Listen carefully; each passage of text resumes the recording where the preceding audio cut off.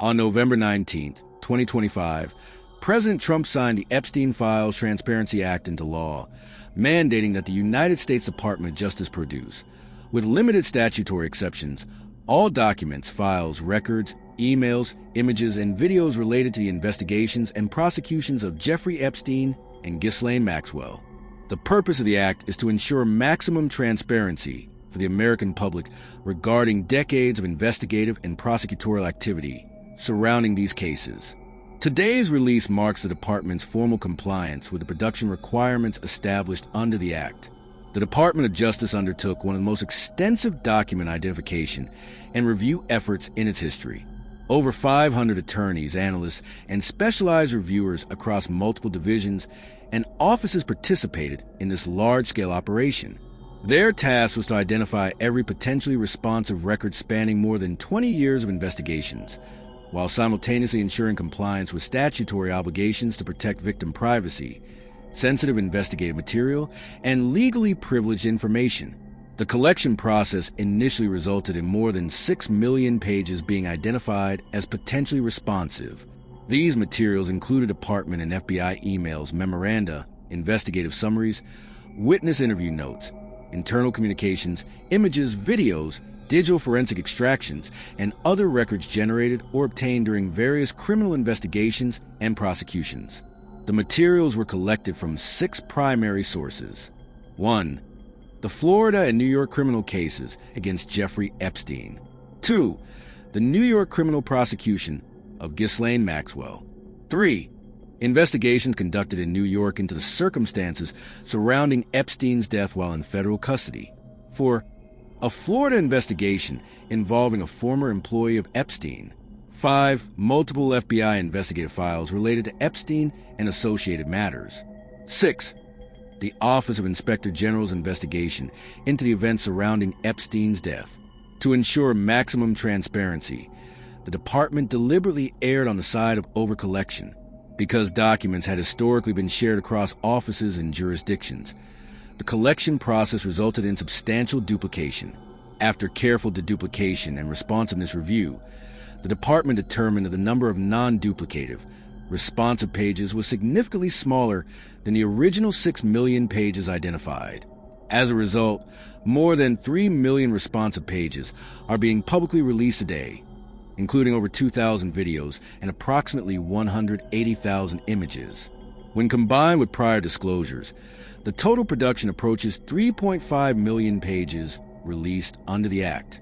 The document identification and review process was complex and largely manual. Materials were stored across different formats and systems, spanning multiple offices and decades. Reviewers frequently identified new storage locations during the process, requiring iterative searches and additional collections. The department also consulted with relevant personnel and third parties to ensure that document identification efforts were comprehensive and informed by individuals directly involved in the investigations and prosecutions. The department implemented a structured review protocol aligned with the language of the Act. This protocol provided detailed instructions for identifying responsive materials and for redacting victim-identifying information and legally privileged content. The protocol was periodically updated as reviewers encountered new categories of sensitive information and technical challenges within document management systems. Frequently asked questions and supplemental guidance were issued throughout the process to maintain consistency and clarity. The review process involved multiple layers of quality control. The first-level review was conducted by more than 500 department personnel, including trial attorneys from the National Security Division and Criminal Division at Main Justice, assistant United States attorneys from the Southern District of Florida, Southern District of New York, and Northern District of New York, as well as attorneys and specialists from the Federal Bureau of Investigation. Following the first-level review, a second-level quality control review was conducted by a team of 40 specialized attorneys. These reviewers conducted sample-based audits to identify potential inconsistencies over redactions or misredactions. When patterns of concern were identified, guidance was relayed back to first-level reviewers to correct and standardize application of the protocol. Members of the second-level team include attorneys from the Office of Privacy and Civil Liberties and the Office of Information Policy. many of whom have substantial experience in privacy law and large-scale disclosure reviews. Additional quality control procedures were implemented by the United States Attorney's Office for the Southern District of New York in order to comply with court orders. Specifically, the United States Attorney was required to certify that materials covered by protective orders and grand jury secrecy provisions were rigorously reviewed and that no release material would constitute a clearly unwarranted invasion of personal privacy. To meet this obligation, attorneys reviewed documents identified through search terms containing known victim names, reviewed particularly sensitive victim-related documents, such as prior victim statements, and conducted random sampling of remaining materials. Similarly, the Southern District of Florida conducted its own multi-layered review process. 36 attorneys performed initial reviews of SDFL files, followed by a second-level review by 10 additional attorneys, and a third-level targeted search process focusing specifically on sensitive victim-identifying information. Throughout this process, protecting victims was the department's highest priority.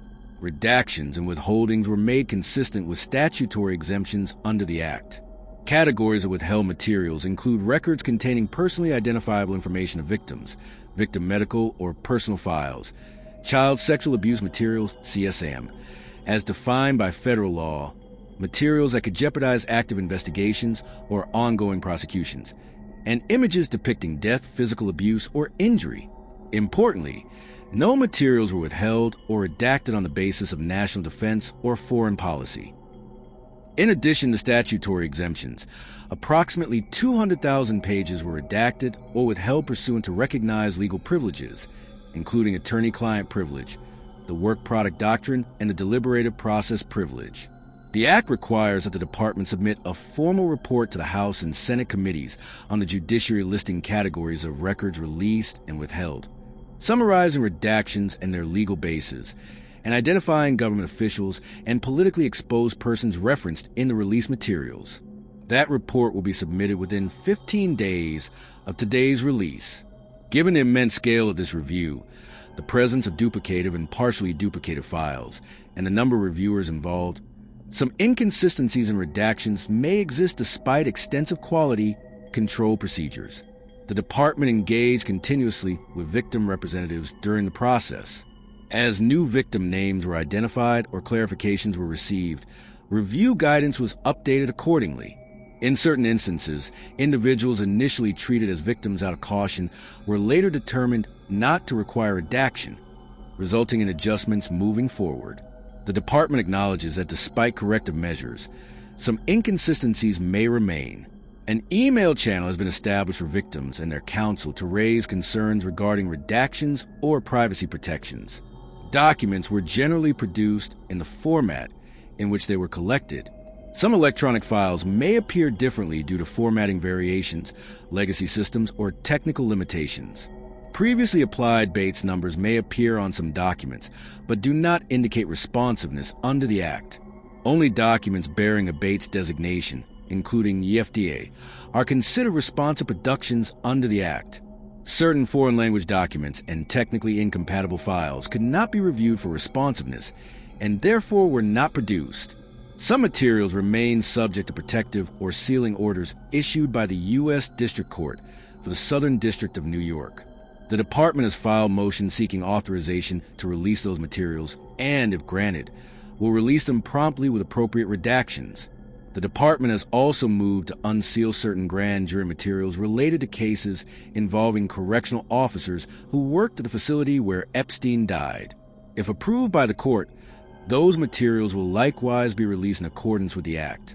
This production includes sexually explicit videos and images recovered from Epstein's electronic devices pursuant to search warrants. The Act requires public release of these materials. To protect the identities of victims and possible victims, females depicted in these materials have been redacted. Even materials appearing to be commercial pornography were released in redacted form where the department could not confirm that the individuals depicted were not victims. Access to these materials requires age verification confirming the viewer is over 18 years old. Today's release represents a conclusion of a comprehensive, unprecedented transparency effort by the Department of Justice. Upon submission of the required congressional report and publication of written justifications in the Federal Register, the department's statutory obligations under the Epstein Files Transparency Act will be complete. This release closes a chapter in one of the darkest and most disturbing investigations in modern American history. Behind the millions of pages, court filings, emails, and digital evidence are real human lives. Victims whose suffering cannot be measured in documents, statistics, or production numbers. No amount of transparency can undo what was done. No archive, no disclosure, no public record can erase the trauma endured by those who were exploited. The scale of this case is staggering, not only in volume, but in the moral weight it carries. What has been released is not just paperwork. It is a record of failure, power, abuse, silence, and suffering that span decades. Among the released materials are certain images and videos recovered during the investigations. Some of these visuals are deeply disturbing. They are not presented for shock value, nor for spectacle, but as part of a legal obligation under the Act.